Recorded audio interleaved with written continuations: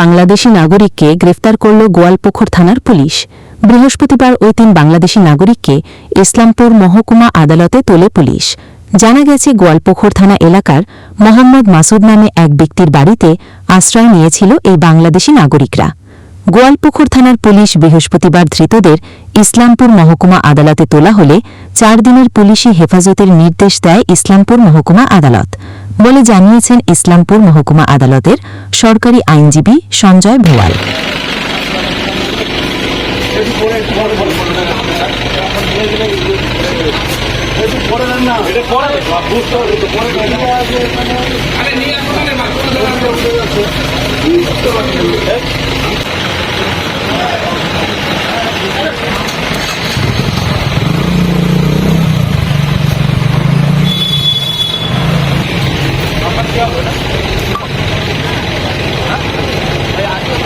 গোয়ালপুকুর থানার কি মামলা রয়েছে এবং আজকে দেখুন, গোয়ালপুকুর থানা আজকে 14 ফরেনার্স অ্যাক্টে 3 জনকে পাঠিয়েছিল, অ্যারেস্ট করেছে।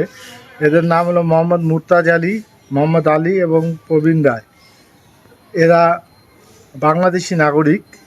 এদের মোহাম্মদ মাসুদ নামে একজনের বাড়ি থেকে রেড করে এদের পাওয়া যায় এবং এদের কাছ থেকে বাংলাদেশি সিম ইত্যাদি রিকভারি হয়। আয়ও ডিউরিং ইনভেস্টিগেশনে দেখা যাচ্ছে এরা বাংলাদেশি নাগরিক। এদের 5 days পিসি চেয়েছিল, যেটা রানেট কোর্ট বোস পার্টির হিয়ারিং শুনে 4 days পিসি অ্যালাউ করেছে। এই যে ব্যক্তির নাম বললেন, ওই ব্যক্তির ঠিকানা বাড়ি কোথায়? সব ওই থানা অধীনে। আচ্ছা, মানে ওই এক ব্যক্তির বাড়িতে আর কি ছিল, মানে হ্যাঁ। আশ্রয় দিয়েছিল। হ্যাঁ হ্যাঁ, কতদিন ধরে ছিল সেটা তো ইনভেস্টিগেশন করছে, এখন দেখবেন সব। ওখান থেকে এদের পাওয়া গেছে, মোহাম্মদ মাসুদ।